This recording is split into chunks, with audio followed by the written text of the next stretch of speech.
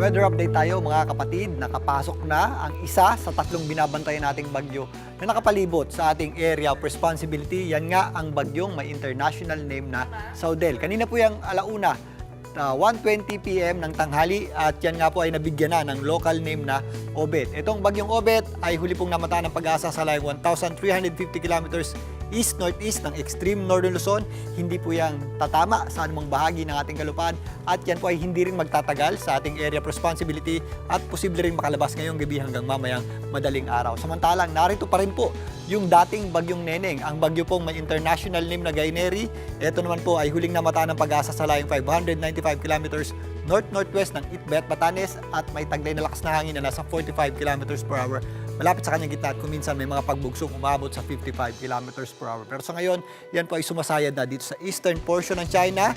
Pero yan pa rin po ang nagpapalakas sa ating habagat o southwest monsoon na siya pong nagpapaulan dito sa kanlurang bahagi ng Luzon, particularly sa northern at central Luzon. At sa mga susunod na araw, habang kumikilos naman sa itaas na bahagi ng ating bansa, itong bagyong Obet, siya naman po ang magpapalakas o tutulong sa pagpapalakas ng ating habagat o southwest monsoon. Samantalang, meron pa tayong isang bagyo dito naman sa eastern section ng central Luzon na huling namataan ng pag-asa sa layong 1,765 kilometers east ng Central Luzon. Ito naman ang tropical storm na may international name na Atsani. Sa ngayon, hindi po yan natin inaasahang pumasok sa ating area of responsibility at yan po ay kikilos palayo at susunod dito sa inflow o doon sa papasok na hangin papunta dito sa bagyong Obet. Maaari po yung malusaw or maaari po yung humiwalay at pumasok din sa ating area of responsibility. Pero yan po ay hindi natin inaasahang makaapekto sa anumang bahagi ng ating kalupaan o landmass. At habang kumikilos, ito nga ang bagyong Obet, magpapatuloy po yung humila o magpalakas ng habagat o southwest monsoon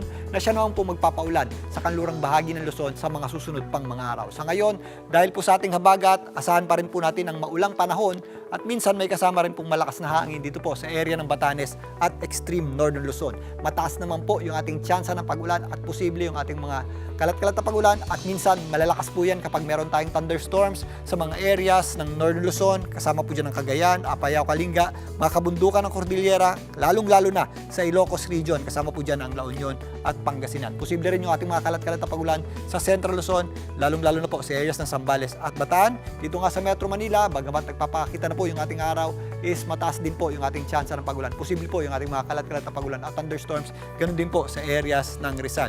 Sa mga susunod na araw, mas madadagdagan pa po ang epekto ng ating habagat, lalong-lalo na sa darating na Thursday hanggang sa papasok na weekend. Kaya mag-ingat po tayo sa magiging posibleng epekto ng mga pagulan dulot ng habagat.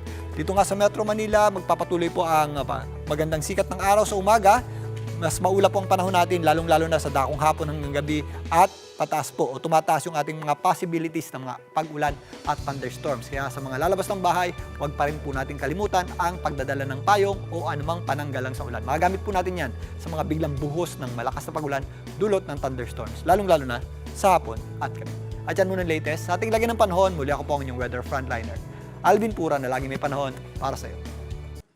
Mga kapatid, Julius Babaw po. Para sa komprehensibo at makabuluhang balitaan at talakayan, mag-follow at mag-subscribe na sa social media pages ng News 5.